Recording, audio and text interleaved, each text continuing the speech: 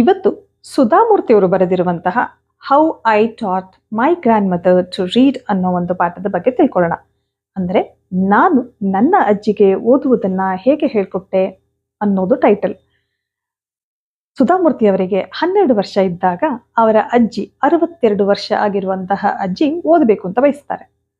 ಆಗ ಸುಧಾಮೂರ್ತಿ ಅವರ ಟೀಚರ್ ಆಗ್ತಾರೆ. ಆ ಏಜ್ನಲ್ಲಿ 62 ವರ್ಷದ ಅಜ್ಜಿ ಅವರ ಸ್ಟೂಡೆಂಟ್ ಆಗ್ತಾರೆ, ಓದೋದನ್ನ ಕಲಿತಾರೆ. ಕಲಿತ ಮೇಲೆ ಬಹಳ ಖುಷಿಯಾಗಿ ಈ ಸುಧಾಮೂರ್ತಿ ಅವರನ್ನ ಟೀಚರ್ ಅಂತ ಹೇಳಿ ಗೌರವಿಸಿ ಅವರಿಗೆ ಒಂದು ಗಿಫ್ಟ್ ಅನ್ನ ಕೊಡ್ತಾರೆ. ಅವರ ಕಾಲನ್ನ ಮುಟ್ಟಿ ನಮಸ್ಕಾರ ಮಾಡುತ್ತಾರೆ. ಹಾಗೆ ಸುಧಾಮೂರ್ತಿಗೆ ಅಜ್ಜಿ ಕಲಿತಿದ್ದನ್ನ ನೋಡಿ ಖುಷಿಯಾಗಿ ಅವರು ಇಷ್ಟಪಟ್ಟಂತಹ ಕಾಶಿ ಯಾತ್ರೆ ಅನ್ನೋ ಒಂದು ಕಾದಂಬರಿಯನ್ನ ಗಿಫ್ಟ್ ಆಗಿ ಕೊಡ್ತಾರೆ. ಇಲ್ಲಿ ಅಜ್ಜಿ ಯಾಕೆ ಓದ್ಬೇಕು ಅಂತ ಬಯಸಿದ್ರು? ಅಜ್ಜಿಗೆ ಕಾಶಿ ಯಾತ್ರೆ ಅನ್ನೋ ಬುಕ್ನ ಓದ್ಬೇಕು ಅಂತ ಬಹಳ ಆಸೆ ಇರುತ್ತೆ. ಅದನ್ನ ಬರೆದವರು ತ್ರಿವೇಣಿಯವರು. ಯಾಕೆ ಆ ಬುಕ್ನ ಓದ್ಬೇಕಂತ ಆಸೆ ಇರುತ್ತೆ ಅಂದ್ರೆ ಅಜ್ಜಿಗೆ ಕಾಶಿಗೆ ಹೋಗ್ಬೇಕು ಅಂತ ಆಸೆ.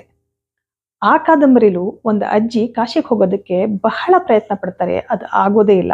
ಹೇಗೆಲ್ಲ ಪ್ರಯತ್ನ ಪಡ್ತಾರೆ, ಕೊನೆಯಲ್ಲಿ ಏನಾಗುತ್ತೆ ಅಂತ ತಿಳ್ಕೊಳ್ಳೋ ಆಸೆ ಅವರಿಗೆ. ಈ ಒಂದು ಕಾದಂಬರಿಯ ಎಪಿಸೋಡ್ಗಳು ಕರ್ಮವೀರ ಅನ್ನೋ ಒಂದು ಮ್ಯಾಗಝಿನ್ ಅಲ್ಲಿ ಪ್ರತಿ ವಾರ ಬರ್ತಾ ಇರುತ್ತೆ. ಅದನ್ನ ಅವರ ಮೊಮ್ಮಗಳು ಓದಿ ಹೇಳ್ತಾ ಇರ್ತಾರೆ. ಆದ್ರೆ ಒಂದು ಸರಿ ಮೊಮ್ಮಗಳು ದೂರ ಹೋದಾಗ ಅದನ್ನ ಓದೋದಕ್ಕಾಗಲ್ಲ. ಅವ್ರಿಗೆ ಬಹಳ ಬೇಜಾರಾಗತ್ತೆ. ಅವಾಗ ಅವ್ರು ಡಿಸೈಡ್ ಮಾಡ್ತಾರೆ, ನಾನು ಓದ್ಲೇಬೇಕು ಅಂತ. ಅರ್ಥ ಮಾಡ್ಕೊಳ್ಳಿ, 62 ವರ್ಷದ ಅಜ್ಜಿ ಓದ್ಲೇಬೇಕು ಅಂತ ಬಯಸಿ ಅದಕ್ಕೊಂದು ಡೆಡ್ ಲೈನ್ ಹಾಕಿ ಸರಸ್ವತಿ ಪೂಜೆಯನ್ನ ಇಟ್ಟು ಆ ದಿನದೊಳಗೆ ಓದೋದನ್ನ ಕಲಿತಾರೆ. ಆ ಏಜಲ್ಲಿ ಅವ್ರು ಕಲಿತಾರೆ ಅಂದ್ರೆ ನಾವೇನ್ ಬೇಕಾದ್ರೂ ಮಾಡ್ಬೋದಲ್ವಾ? ಸೊ ಮನಸ್ಸಿದ್ರೆ ನಾವೇನ್ ಬೇಕಾದ್ರೂ ಮಾಡ್ಬೋದು ಅನ್ನೋದನ್ನ ಕೂಡ ನಾವು ಇದರಲ್ಲಿ ಕಲಿತೀವಿ. ಇವಾಗ ಲೈನ್ ಬೈ ಲೈನ್ ಎಕ್ಸ್ಪ್ಲನೇಷನ್ ನೋಡೋಣ. When I was a girl of about 12, ನಾನು 12 ವರ್ಷದ ಹುಡುಗಿಯಾಗಿದ್ದಾಗ, I use to stay. Use to ಅಂದ್ರೆ ಆಗ ಮಾಡ್ತಿದ್ದೆ, ಈಗ ಅಲ್ಲ. ಐ ಯೂಸ್ ಟು ಸ್ಟೇ ಅಂದ್ರೆ ಆಗ ಉಳ್ಕೊಂಡಿದ್ದೆ, ಈಗಲ್ಲ. ಎಲ್ಲಿ? In a village in north Karnataka. North ಕರ್ನಾಟಕದಲ್ಲಿರುವಂತಹ ಒಂದು ಹಳ್ಳಿಯಲ್ಲಿ ಉಳ್ಕೊಂಡಿದ್ದೆ. ಯಾರ ಜೊತೆ? With my grandparents. With ಅಂದ್ರೆ ಜೊತೆ, ಗ್ರ್ಯಾಂಡ್ ಪೇರೆಂಟ್ಸ್ ಜೊತೆ ಉಳ್ಕೊಂಡಿದ್ದೆ. ಸೊ ನನಗೆ 12 ವರ್ಷ ಇದ್ದಾಗ ನಾನು ನನ್ನ ಗ್ರ್ಯಾಂಡ್ ಪೇರೆಂಟ್ಸ್ ಜೊತೆ ನಾರ್ತ್ ಕರ್ನಾಟಕದಲ್ಲಿರುವಂತಹ ಒಂದು ಹಳ್ಳಿಯಲ್ಲಿ ಉಳ್ಕೊಂಡಿದ್ದೆ. Those days the transport system was not very good. ಆ ದಿನಗಳಲ್ಲಿ ಟ್ರಾನ್ಸ್ಪೋರ್ಟ್ ಸಿಸ್ಟಮ್ ಅಷ್ಟೊಂದು ಚೆನ್ನಾಗಿರ್ಲಿಲ್ಲ. ಅಂದ್ರೆ ಬಸ್ಸಿನ ವ್ಯವಸ್ಥೆ ಇರಲಿಲ್ಲ, ಸಾರಿಗೆ ವ್ಯವಸ್ಥೆ ಇರಲಿಲ್ಲ. So we use to get the morning paper only in the afternoon. ಬೆಳಗ್ಗೆ ಬರಬೇಕಾಗಿದ್ದಂತಹ ಪೇಪರ್ ಮಧ್ಯಾಹ್ನ ಬರ್ತಾ ಇತ್ತು. The weekly magazine use to come one day late. So weekly magazine ಅವತ್ತು ಬರಬೇಕಾಗಿರೋದು ಒಂದು ದಿನ ಆಮೇಲೆ ಬರ್ತಿತ್ತು. ಸೊ ಸಾರಿಗೆ ವ್ಯವಸ್ಥೆ ಸರಿ ಇಲ್ಲದೆ ಇರೋದ್ರಿಂದ ಅವತ್ತು ಬರಬೇಕಾಗಿದ್ದ ನ್ಯೂಸ್ ಪೇಪರ್ ಮಧ್ಯಾಹ್ನ ಬರ್ತಿತ್ತು. ಅವತ್ತು ಬರಬೇಕಾಗಿದ್ದಂತಹ ಮ್ಯಾಗಝಿನ್ ಒಂದು ದಿನ ಲೇಟಾಗಿ ಬರ್ತಾ ಇತ್ತು. All of us would wait eagerly for the bus. ನಾವೆಲ್ಲ ಕಾತರದಿಂದ ಬಸ್ಗೆ ವೇಟ್ ಮಾಡ್ತಾ ಇದ್ವಿ. ಈಗರ್ಲಿ ಅಂದ್ರೆ ಕಾತರದಿಂದ. Which use to come with the papers. ಅದು ನ್ಯೂಸ್ ಪೇಪರ್ಸ್ ಜೊತೆಗೆ ಬರ್ತಾ ಇತ್ತು, ವೀಕ್ಲಿ ಮ್ಯಾಗಝಿನ್ಸ್ ಜೊತೆಗೆ ಬರ್ತಾ ಇತ್ತು, ಅಂಡ್ ದ ಪೋಸ್ಟ್ ಜೊತೆಗೆ ಬರ್ತಿತ್ತು. ಸೊ ನಾವೆಲ್ಲ ಕಾತರದಿಂದ ಯಾತಕ್ಕೋಸ್ಕರ ಕಾಯ್ತಾ ಇದ್ವಿ? ನ್ಯೂಸ್ ಪೇಪರ್ ಬರುತ್ತೆ, ಮ್ಯಾಗಝಿನ್ ಬರುತ್ತೆ, ಪೋಸ್ಟ್ಗಳು ಬರುತ್ತೆ ಅಂತ ಕಾಯ್ತಾ ಇದ್ವಿ. ಅಟ್ ದಟ್ ಟೈಮ್, ಆ ಸಮಯದಲ್ಲಿ Triveni was a very popular writer in the Kannada language.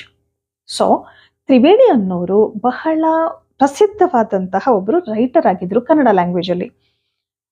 Popular ಅಂದ್ರೆ ಫೇಮಸ್, ಪ್ರಸಿದ್ಧವಾದವರು. She was a wonderful writer. ಅವರು ಒಂದು ಒಳ್ಳೆ ರೈಟರ್ ಆಗಿದ್ರು.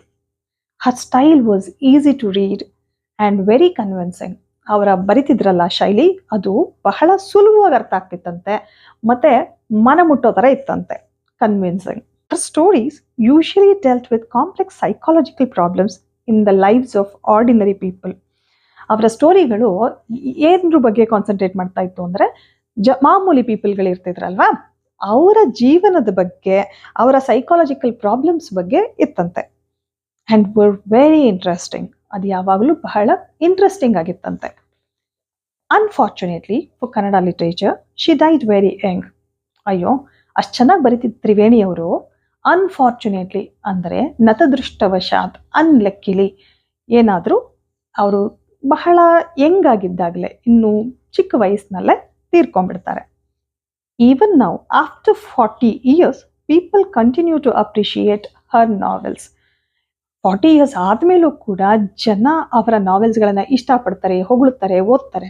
ಯಾಕೆಂದ್ರೆ ಅಷ್ಟು ಚೆನ್ನಾಗಿತ್ತು, ಈಸಿ ಆಗಿತ್ತು, ಕನ್ವಿನ್ಸಿಂಗ್ ಆಗಿರ್ತಾ ಇತ್ತು. ಸೊ ನೆಕ್ಸ್ಟ್ ನೋಡೋಣ. One of her novels called Kashi Yatre was appearing as a serial in the Kannada weekly Karmaveera then. ಅವಾಗ ಒಂದು ಮ್ಯಾಗಝಿನ್ ಬರ್ತಾ ಇತ್ತು, ಅದರ ಹೆಸರು ಕರ್ಮವೀರ. ಅಲ್ಲಿ ಪ್ರತಿ ವಾರ ಕಾಶಿ ಯಾತ್ರೆ ಅನ್ನೋ ಕಾದಂಬರಿಯ ಎಪಿಸೋಡ್ಗಳು ಬರ್ತಾ ಇದ್ವು. So one of her novels ಅಂದ್ರೆ ಕಾದಂಬರಿ, ಆ ನಾವೆಲ್ ಹೆಸರು ಕಾಶಿ ಯಾತ್ರೆ ವಾಸ್ ಅಪಿಯರಿಂಗ್ ಅಂದ್ರೆ ಬರ್ತಾ ಇತ್ತು. ಯಾವ ರೀತಿ? ಆಸ್ ಅ ಸೀರಿಯಲ್ ರೀತಿ ಬರ್ತಾ ಇತ್ತು in the Kannada weekly Karmaveera. Kannada weekly magazine ಕರ್ಮವೀರದಲ್ಲಿ ಬರ್ತಾ ಇತ್ತು. ಸೊ ಕರ್ಮವೀರ ಅನ್ನೋ ಮ್ಯಾಗಝಿನ್ ಅಲ್ಲಿ ಪ್ರತಿ ವಾರ ಕಾಶಿ ಯಾತ್ರೆಯ ಎಪಿಸೋಡ್ಗಳು ಬರ್ತಾ ಇತ್ತು. It is the story of N old lady. ಯಾರ್ದು ಸ್ಟೋರಿ? ಅದರಲ್ಲಿ ಒಂದು ಓಲ್ಡ್ ಲೇಡಿ ಸ್ಟೋರಿ. ಅದು ಅಂದ್ರೆ ವಯಸ್ಸಾದಂತಹ ಒಂದು ಅಜ್ಜಿಯ story. And her ardent desire to go to Kashi or Varanasi. ಆ ಒಂದು ಅಜ್ಜಿ ಮತ್ತೆ ಅಜ್ಜಿಯ ತೀವ್ರವಾದ ಆಸೆ, ಆರ್ಡೆಂಟ್ ಅಂದ್ರೆ ಕೀನ್ ಡಿಸೈರ್, ತೀವ್ರವಾದ ಆಸೆ. ಏನ್ ಆಸೆ ಇತ್ತು? ಕಾಶಿಗೆ ಅಥವಾ ವಾರಣಾಸಿಗೆ ಹೋಗ್ಬೇಕು ಅಂತ ಆಸೆ ಇತ್ತು. Most Hindus believe that going to Kashi or worshipping lord Vishweshwara is the ultimate punya. ಹಿಂದೂಗಳು ಏನ್ ಬಿಲೀವ್ ಮಾಡ್ತಾರೆ ಅಂದ್ರೆ ಕಾಶಿಗೆ ಹೋಗ್ಬಿಟ್ರೆ ನಮಗೆ ಮೋಕ್ಷ ಸಿಗತ್ತೆ, ಪುಣ್ಯ ಸಿಗತ್ತೆ ಅಂತ ಬಿಲೀವ್ ಮಾಡ್ತಾರೆ. ಬಿಲೀವ್ ಅಂದ್ರೆ ನಂಬುತ್ತಾರೆ. ಸೊ ಅದೇ ರೀತಿ ಈ ಅಜ್ಜಿ ಕೂಡ ನಂಬ್ಕೊಂಡಿತ್ತು. This old lady also believed in this and her struggle to go there was described in that novel. ಈ ಅಜ್ಜಿ ಕೂಡ ಅದನ್ನ ನಂಬಿತ್ತು. ಮತ್ತೆ her struggle to go there, struggle ಅಂದ್ರೆ ಅವಳು ಪಡ್ತಿದ್ದಂತಹ ಕಷ್ಟ, ಹೋರಾಟ, ಹೋಗ್ಲೇಬೇಕು ಅಂತ ಅವಳು ಅನ್ಕೋತಿದ್ದಂಥದ್ದು ಹೇಗಿತ್ತು ಅನ್ನೋದನ್ನ ಈ ಕಾದಂಬರಿಯಲ್ಲಿ ವಿವರಿಸ್ತಾರೆ. In the story there was also a young orphan girl who falls in love. ಇನ್ನೊಂದು ಟ್ವಿಸ್ಟ್ ಏನಂದ್ರೆ ಅಲ್ಲಿ ಇನ್ನೊಂದು ವಯಸ್ಸಿಗೆ ಬಂದಂತಹ ಒಂದು ಹುಡುಗಿ ಇರ್ತಾಳೆ. ಸೊ ಅವಳು ಅನಾಥ ಹುಡುಗಿಯಾಗಿರ್ತಾಳೆ. ಆರ್ಫನ್ ಗರ್ಲ್ ಅಂದ್ರೆ ಅನಾಥ ಹುಡುಗಿ. ಶಿ ಫಾಲ್ಸ್ ಇನ್ ಲವ್, ಅವಳಿಗೆ ಪ್ರೀತಿ ಆಗತ್ತೆ. But there was no money for the wedding ಅಂದ್ರೆ ಮದುವೆ. ಪ್ರೀತಿ ಏನೋ ಆಗತ್ತೆ, ಮದುವೆಗೆ ದುಡ್ಡಿರಲ್ಲ. ಯಾಕೆಂದ್ರೆ ಅನಾಥ ಹುಡುಗಿ. In the end the old lady gives away her all savings without going to Kashi. ನೋಡಿ, ಆ ಅಜ್ಜಿ ಜೀವನ ಪೂರ್ತಿ ಹೋಗ್ಬೇಕು, ಕಾಶಿಗೆ ಹೋಗ್ಬೇಕು ಅಂತಾನೆ ಆಸೆ ಪಡ್ತಿರತ್ತೆ, ತೀವ್ರವಾಗಿ ಆಸೆ ಪಡ್ತಿರತ್ತೆ. ಆದ್ರೆ ಅನಾಥ ಹುಡುಗಿನ ನೋಡಿ ಆ ಹುಡುಗಿಗೆ ಮದುವೆ ಆಗಕ್ಕೆ ದುಡ್ಡಿಲ್ವಲ್ಲಪ್ಪ ಅಂತ ತಾನು ಸೇವ್ ಮಾಡಿದಂತಹ, ಲೈಫ್ ಲಾಂಗ್ ಸೇವ್ ಮಾಡಿದಂತಹ ದುಡ್ಡನ್ನ ಆ ಹುಡುಗಿಗೆ ಕೊಡುತ್ತೆ. ಯಾಕೆ ಕೊಡುತ್ತೆ? She says the happiness of this orphan girl is more important than worshipping lord Vishweshwara at Kashi. So happiness of this orphan girl, ಈ ಒಂದು ಅನಾಥ ಹುಡುಗಿಯ ಖುಷಿ ಇದೆಯಲ್ಲ, ಆ ಖುಷಿ ಈಸ್ ಮೋರ್ ಇಂಪಾರ್ಟೆಂಟ್ ದ್ಯಾನ್, ಅದು ದೇವರ ಪೂಜೆಗಿಂತ ಲಾರ್ಡ್ ವಿಶ್ವೇಶ್ವರ, ಕಾಶಿಯಲ್ಲಿರುವಂತಹ ದೇವರ ಹೆಸರು ವಿಶ್ವೇಶ್ವರ, ಆ ವಿಶ್ವೇಶ್ವರನ ಸನ್ನಿಧಿಗೆ ಹೋಗೋದಕ್ಕಿಂತ ಹೆಚ್ಚು ಇಂಪಾರ್ಟೆಂಟ್ ಅಂತ ಅಜ್ಜಿಗೆ ಅನ್ಸುತ್ತೆ. ಮೈ ಗ್ರ್ಯಾಂಡ್ ಮದರ್ ಕ್ರಿಸ್ತಕ್ಕ ಅಂದ್ರೆ ಇವಾಗ ಆ ಬುಕ್ಕಲ್ಲಿ ಏನ್ ಸ್ಟೋರಿ ಇತ್ತು ಅಂತ ಆಯ್ತು. ಇವಾಗ ಇವ್ರು ಹೇಳ್ತಿರೋಂಥದ್ದು ಸುಧಾಮೂರ್ತಿ ಅವರ ಅಜ್ಜಿಯ ಹೆಸರು ಕ್ರಿಸ್ತಕ್ಕ ಅಂತ ಹೇಳಿ. So my grandmother Krishtakka never went to school, so she could not read. So ಈ ರೀತಿ ಸ್ಟೋರಿ ಬರ್ಬೇಕಾದ್ರೆ ನನ್ನ ಅಜ್ಜಿ ಕ್ರಿಸ್ತಕ್ಕ ಸ್ಕೂಲ್ಗೆ ಹೋಗಿರ್ಲಿಲ್ಲ, ಸೊ ಓದಕ್ಕೆ ಅವ್ರಿಗೆ ಬರ್ತಿರ್ಲಿಲ್ಲ. ಕುಡ್ ನಾಟ್ ರೀಡ್ ಅಂದ್ರೆ ಅವ್ರಿಗೆ ಓದಕ್ಕೆ ಆಗ್ತಿರ್ಲಿಲ್ಲ ಅಂತ. ಮುಂಚೆ ಆಗ್ತಿರ್ಲಿಲ್ಲ ಅನ್ನೋದಕ್ಕೆ ಕುಡ್ ಬಳಸ್ತೀವಿ. Every Wednesday the magazine would come and I would read the next episode of this story to her. So ಪ್ರತಿ ಬುಧವಾರ, ಎವ್ರಿ ವೆನ್ಸ್ಡೇ ಏನಾಗ್ತಾ ಇತ್ತು, ಆ ಮ್ಯಾಗಝಿನ್ ಬರ್ತಾ ಇತ್ತು. And I would read next episode, ನಾನು ನೆಕ್ಸ್ಟ್ ಎಪಿಸೋಡ್, ಸ್ಟೋರಿಯ ಮುಂದಿನ ಎಪಿಸೋಡ್ಗಳನ್ನ ಓದ್ತಾ ಹೋಗ್ತಿದ್ದೆ. During that time she would forget all her work. ಆ ಟೈಮಲ್ಲಿ ಆ ಕ್ರಿಸ್ತಕ್ಕ ಅವರು ಎಷ್ಟು ಚೆನ್ನಾಗಿ ಕೇಳ್ತಾ ಇದ್ರಂದ್ರೆ ಎಲ್ಲ ಕೆಲಸಗಳನ್ನು ಮರ್ತು ಬಿಡ್ತಿದ್ರಂತೆ. ಫರ್ಗೆಟ್ ಅಂದ್ರೆ ಮರ್ತು ಹೋಗೋದು. And listen with the greatest concentration, ಬಹಳ ಗಮನ ಇಟ್ಟು ಕೇಳ್ತಾ ಇದ್ರಂತೆ.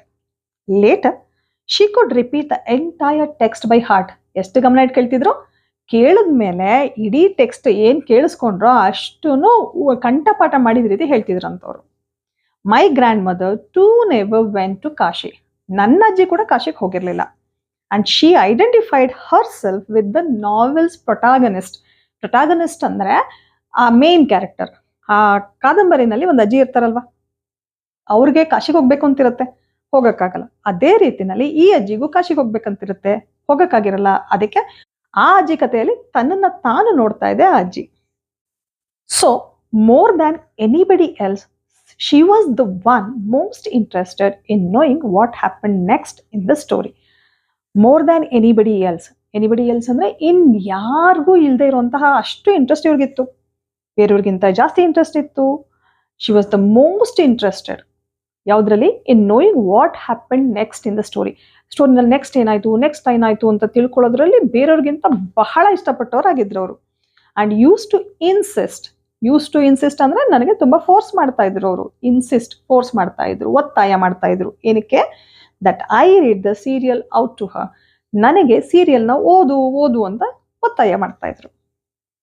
After hearing what happen next in Kashi Yatre, ನಾನು ಓದಿದ್ಮೇಲೆ ಏನಾಯ್ತು ಅಂತ ಕೇಳ್ಕೊತಾ ಇದ್ರು. ಆಫ್ಟರ್ ಹಿಯರಿಂಗ್, ಕೇಳಿಸ್ಕೊಂಡ್ಮೇಲೆ, what happen next in Kashi ಯಾತ್ರೆಯಲ್ಲಿ ನೆಕ್ಸ್ಟ್ ಏನಾಯ್ತು ಅಂತ ಕೇಳಿಸ್ಕೊಂಡ್ಮೇಲೆ, she would join her friends at the temple court yard.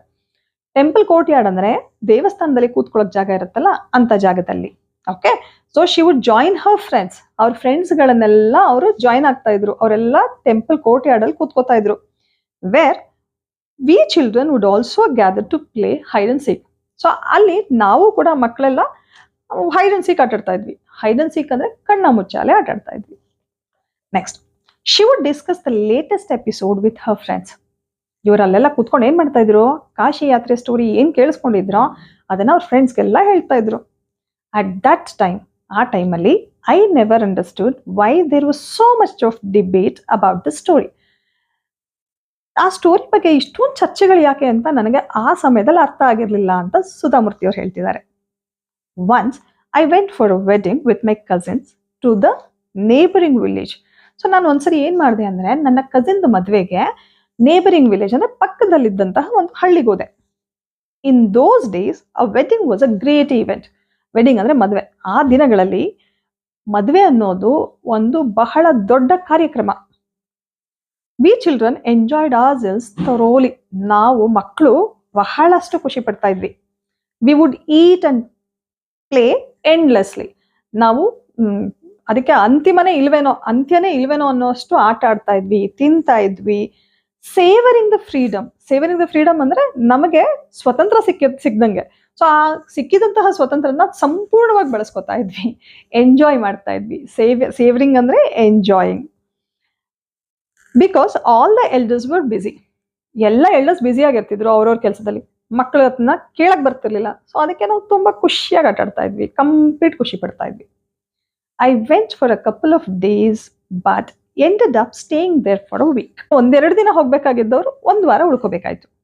when I came back to my village, ನಾನು ನನ್ನ ಹಳ್ಳಿಗೆ ವಾಪಸ್ ಬಂದಾಗ, I saw my grandmother in tears. ವಾಪಸ್ ಬಂದಾಗ ನಮ್ಮ ಅಜ್ಜಿ ಅಳ್ತಾ ಇದ್ದಿದ್ದನ್ನು ನೋಡಿದೆ. ಗ್ರ್ಯಾಂಡ್ ಮದರ್ ಇನ್ ಟೀಯರ್ಸ್ ಅಂದ್ರೆ ಕಣ್ಣೀರು. ಗ್ರ್ಯಾಂಡ್ ಮದರ್ ಕಣ್ಣೀರು ಹಾಕ್ತಾ ಇದ್ರು. ಇವ್ರ ಮನೆಗೆ ಬಂದ ತಕ್ಷಣ ಕಣ್ಣೀರು ಹಾಕೋದನ್ನ ನೋಡಿದ್ರು. I was surprised. ನಂಗೆ ಆಶ್ಚರ್ಯ ಆಯ್ತು. For I had never scene Har cry even in the most difficult situations. ಆ ಅಜ್ಜಿ ಎಷ್ಟು ಗಟ್ಟಿಗಿತ್ತಿ ಅಂದ್ರೆ, ಸ್ಟ್ರಾಂಗ್ ವಿಲ್ಡ್ ಪರ್ಸನ್ ಅವರು, ಆಯ್ತಾ. ಎಂಥ ಕಷ್ಟದ ಸಿಚುವೇಶನ್ ಅಲ್ಲೂ ಅವ್ರು ಅತ್ತಿದ್ ನೋಡಿರ್ಲಿಲ್ವಂತೆ. ಐ ಹ್ಯಾಡ್ ನೆವರ್ ಸೀನ್, ನಾನು ಯಾವತ್ತೂ ನೋಡಿರ್ಲಿಲ್ಲ. Her cry even in the most difficult situations. ಅವ್ರು ಅಳೋದನ್ನ, ಕಷ್ಟ ಸಿಚುವೇಶನ್ ಅಲ್ಲೂ ಅಳೋದನ್ನ ನೋಡಿರ್ಲಿಲ್ಲ ನಾನು. ಇವತ್ತು ಯಾಕೆ ಕಳ್ತಿದ್ದಾರೆ? What had happened? I was worried. ಏನಾಯ್ತಪ್ಪ? ನನಗೆ ಬಹಳ ಚಿಂತೆ ಆಯ್ತು. ವರಿಡ್ ಅಂದ್ರೆ ಚಿಂತೆ ಆಯ್ತು. ಅವ್ವ, ಈಸ್ ಎವ್ರಿಥಿಂಗ್ ಆಲ್ ರೈಟ್? ಅವ್ವ, ಎಲ್ಲ ಸರಿ ಇದೆ ತಾನೆ? Are you okay? ನೀನು ಓಕೆನಾ? I use to call her avva. ನಾನು ಅವರನ್ನ ಅವ್ವ ಅಂತ ಕರಿತಿದ್ದೆ. Which means mother in the Kannada spoken in north Karnataka. ನಾವು ಅಮ್ಮ ಅಂತ ಹೇಳ್ತೀವಲ್ಲ, ಹಾಗೆ ನಾರ್ತ್ ಕರ್ನಾಟಕದಲ್ಲಿ ಅವ್ವ ಅಂದ್ರೆ ಅಮ್ಮ ಅಂತ. ಸೊ ಇವರು ಅವ್ವ ಅಂತ ಕರಿತಿದ್ರಂತ ಅವ್ರನ್ನ. She nodded but did not reply. Nodded ಅಂದ್ರೆ ಕತ್ತಲಾಡ್ಸೋದು. ಅವ್ರು ಕತ್ತಲಾಡ್ಸಿದ್ರು, ಆದ್ರೆ ಏನೂ ಉತ್ತರ ಕೊಡ್ಲಿಲ್ಲ. ರಿಪ್ಲೈ ಅಂದ್ರೆ ಉತ್ತರ ಕೊಡೋದು. I did not understand. ನಂಗೆ ಏನೂ ಅರ್ಥ ಆಗ್ಲಿಲ್ಲ. And forgot about it. ಅದಾದ್ಮೇಲೆ ಅದ್ರ ಬಗ್ಗೆ ಮರ್ತು ಹೋದೆ. ಇನ್ ದ ನೈಟ್, ರಾತ್ರಿಯಲ್ಲಿ, ಆಫ್ಟರ್ ಡಿನ್ನರ್, ಊಟ ಆದಮೇಲೆ, we were sleeping in the open terrace of our house. ನಮ್ಮ ಮನೆ ಮೇಲ್ಗಡೆ ಇದ್ದಂಥ ಟೆರೆಸ್ ಮೇಲೆ ನಾವು ಮಲ್ಕೊಂಡಿದ್ವಿ. It was a summer night and there was a full moon. ಅದೊಂದು ಬೇಸಿಗೆ ಕಾಲದ ರಾತ್ರಿ ಆಗಿತ್ತು. ಫುಲ್ ಮೂನ್ ಇತ್ತು, ಪೂರ್ತಿ ಚಂದ್ರ ಇತ್ತು ಅಲ್ಲಿ, ಹುಣ್ಣಿಮೆ ರಾತ್ರಿ. ಅವ್ವ came and sat next to me. ಅವ್ವ ಬಂದರು, ನನ್ನ ಪಕ್ಕದಲ್ಲಿ ಕೂತ್ಕೊಂಡ್ರು. ನೆಕ್ಸ್ಟ್ ಟು ಮೀ ಅಂದರೆ ಪಕ್ಕದಲ್ಲಿ. ಹರ್ affectionate hands touched my four head. Affectionate ಅಂದರೆ ಪ್ರೀತಿಯ ಕೈಗಳು. ಟಚ್ಡ್ ಮೈ ಫೋರ್ ಹೆಡ್, ನನ್ನ ಹಣೆಯ ಟಚ್ ಮಾಡಿದ್ವು. I realised she wanted to speak. ನನಗೇನೋ ಅರ್ಥ ಆಯಿತು, ಅವ್ರೇನೋ ಮಾತಾಡ್ಬೇಕಂತಿದ್ದಾರೆ ಅಂತ. I asked her what is the matter. So ಬಂದು ಯಾಕೆ ಅಳ್ತಿದ್ಯಾ ಅಂದಾಗ ಅಜ್ಜಿ ಏನು ಹೇಳಲಿಲ್ಲ. ಆದರೆ ಇವಾಗ ಊಟ ಆದಮೇಲೆ ರಾತ್ರಿ ಮನೆ ಮೇಲ್ಗಡೆ ಮಲ್ಕೊಂಡಿರ್ಬೇಕಾದ್ರೆ ಅವರು ಪ್ರೀತಿಯಿಂದ ಬಂದು ಹಣೆನ ಮುಟ್ಟಿ ಏನೋ ಹೇಳಬೇಕು ಅಂತ ಬಯಸ್ತಿದ್ದಾರೆ. ಇವರು ಏನು ವಿಷಯ ಅಂತ ಕೇಳಿದಾಗ, when I was a young girl I lost my mother. ಇವರು ಆ ಅಜ್ಜಿ ತನ್ನ ಕಥೆಯನ್ನು ಹೇಳ್ತಿದ್ದಾರೆ. ನಾನು ಚಿಕ್ಕವಳಾಗಿದ್ದಾಗ ನನ್ನ ತಾಯಿನ ಕಳ್ಕೊಂಡೆ. There was nobody to look after and guide me. ಅಲ್ಲಿ ನನ್ನನ್ನು ನೋಡ್ಕೊಳ್ಳೋದಕ್ಕೆ ಮತ್ತು ಗೈಡ್ ಮಾಡೋದಕ್ಕೆ ಯಾರೂ ಇರಲಿಲ್ಲ. ಲುಕ್ ಆಫ್ಟರ್ ಮೀ ಅಂದರೆ ನೋಡಿಕೊಳ್ಳುವುದು. My father was a busy man. ನನ್ನ ತಂದೆ ತುಂಬ ಬ್ಯುಸಿಯಾಗಿರ್ತಾ ಇದ್ರು. And got married again. ತಾಯಿ ತೀರ್ಕೊಂಡ್ರಲ್ವಾ, ಮತ್ತೆ ಇನ್ನೊಂದು ಮದುವೆ ಆದರು. In those days people never considered education essential for girls. Education important ಅಂತ ಆ ಸಮಯದಲ್ಲಿ ಯಾರು ಕನ್ಸಿಡರೇ ಮಾಡ್ತಾ ಇರಲಿಲ್ಲ. ಎಸೆನ್ಷಿಯಲ್ ಅಂದರೆ important. So I never went to school. ನಾನು ಸ್ಕೂಲ್ಗೆ ಹೋಗಲಿಲ್ಲ. I got married very young. ನಾನು ಚಿಕ್ಕವಳಾಗಿದ್ದಾಗಲೇ ಮದುವೆ ಆಗಿಬಿಟ್ಟೆ. And had children. ನನಗೆ ಮಕ್ಕಳಾಗೋಯ್ತು. I became very busy. ನಾನು ತುಂಬ ಬ್ಯುಸಿ ಆಗಿಬಿಟ್ಟೆ. Later I had grandchildren. ನನಗೆ ಮೊಮ್ಮಕ್ಕಳು ಆದರು. And always felt so much happiness in cooking and feeding all of you. So ಅದರಲ್ಲಿ ತುಂಬ ಖುಷಿ ಆಗ್ತಾ ಇತ್ತು ನನಗೆ ಅಡುಗೆ ಮಾಡೋದ್ರಲ್ಲಿ ಮತ್ತು ಫೀಡಿಂಗ್ ಅಂದರೆ ತಿನ್ನಿಸೋದ್ರಲ್ಲಿ, ನಿಮ್ಮೆಲ್ಲರಿಗೂ ತಿನ್ನಿಸೋದ್ರಲ್ಲಿ, ಆಡಿಸೋದ್ರಲ್ಲಿ, ಅದರಲ್ಲೇ ಬ್ಯುಸಿಯಾಗಿದ್ದೆ, ಖುಷಿಯಾಗಿದ್ದೆ. ಅಟ್ ಟೈಮ್ಸ್ ಕೆಲವು ಸರಿ I use to regret. Regret ಅಂದರೆ ಕೆಲವು ಸರಿ ಪಶ್ಚಾತ್ತಾಪ ಪಡ್ತಾ ಇದ್ದೆ. ಯಾತಕ್ಕೆ? Not going to school. ಅಂದರೆ ಸ್ಕೂಲ್ಗೆ ಹೋಗಲಿಲ್ವಲ್ಲ ನಾನು ಅಂತ ಕೆಲವು ಸರಿ ಪಶ್ಚಾತ್ತಾಪ ಆಗ್ತಾ ಇತ್ತು. So I made sure my children and grand children studied well. ನಾನು ಹೋಗಲಿಲ್ವಲ್ಲ ಅಂತ ನಂಗೆ ಬೇಜಾರಾಗ್ತಿತ್ತಲ್ಲ, ಅದಕ್ಕೆ ನನ್ನ ಗ್ರ್ಯಾಂಡ್ ಚಿಲ್ಡ್ರನ್ನು ಮತ್ತು ನನ್ನ ಮಕ್ಕಳು ಓದಬೇಕು ಅಂತ ಬಯಸ್ತೆ ಅಂತ ಹೇಳ್ತಿದ್ದಾರೆ. ಅಜ್ಜಿಗೆ ಓದಬೇಕು ಅಂತಿತ್ತು, ಆದರೆ ಅಲ್ಲಿ ಹುಡುಗಿರಿಗೆ ಎಜುಕೇಷನ್ ಇಂಪಾರ್ಟೆಂಟ್ ಅಂತ ಯಾರೂ ಕನ್ಸಿಡರ್ ಮಾಡ್ತಿರ್ಲಿಲ್ಲ. ಬೇಗ ಮದುವೆ ಆದರೂ, ಮಕ್ಕಳಾದವು, ಮೊಮ್ಮಕ್ಕಳಾದರೂ ಹುಟ್ಟಿದ್ರು, ಅವ್ರಿಗೆ ಅಡುಗೆ ಮಾಡೋದ್ರಲ್ಲಿ, ನೋಡ್ಕೊಳ್ಳೋದ್ರಲ್ಲೇ ಅವ್ರ ಕಾಲ ಆಗೋಯ್ತು. ಆದರೆ ಅವ್ರಿಗೆ ನಾನು ಎಜುಕೇಷನ್ ಮಾಡಿಲ್ವಲ್ಲ ಅಂತ ಅವಾಗವಾಗ ಅನ್ನಿಸ್ತಾ ಇತ್ತು. ಹಾಗಾಗಿ ಮಕ್ಕಳಿಗೆ ಮತ್ತು ಮೊಮ್ಮಕ್ಕಳಿಗೆ ಎಜುಕೇಷನ್ನ ಕೊಡಿಸಿದ್ರು.